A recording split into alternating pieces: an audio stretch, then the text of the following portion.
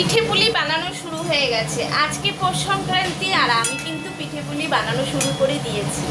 আজ আমি করছি হলো পাটিজোড়া মালপোয়া আর সাথে করছি হলো রাঙা আলুর পুলি।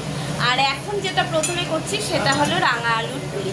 চলো দেখাই তোমাদেরকে, দাঁড়াও ক্যামেরাটা ব্যাক ক্যামেরা করি। এই দেখো রাঙা আলুর পুলিগুলা আমি কিন্তু ভেজে নিচ্ছি। আর এই দেখো এদিকে কিন্তু রাঙা আলুর পুলিগুলো সুন্দর করে রেডি করে নিয়েছি।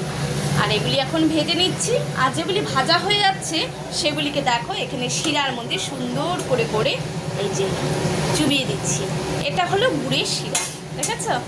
সুন্দর করে করে চুবিয়ে দিচ্ছি। আর এগুলি হচ্ছে আমি ভেজে নিচ্ছি।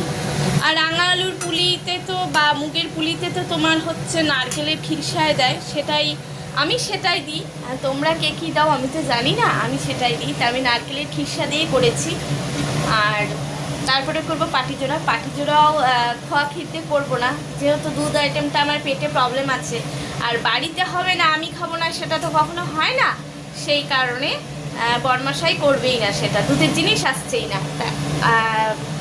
নারকেলের খিরসা দিয়ে করছি। আর সাথে হবে মালপোয়া, কারণ মালপোয়াটা ছেলেরা বেশি ভালোবাসে। পাটিজোড়াটা যদি ওদের খোয়া ক্ষীর দিয়ে করে দিই তাহলে ওরা খুব ভালোবাসে।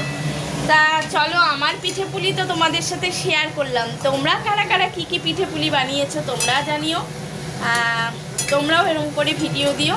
আর আমার পিঠে পুলি করা কেমন হয়েছে তোমরা কিন্তু অবশ্যই জানাবে কেমন। আর এরকম করে রাঙা আলুর পুলি তোমরা কারা কারা করছো আমার মতন করে।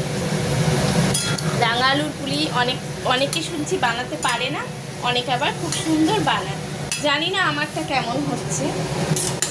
তোমরা তো ক্যামেরার ওপারে খেয়ে তো দেখোনি, তাই আমি ভালোটা বলবো না।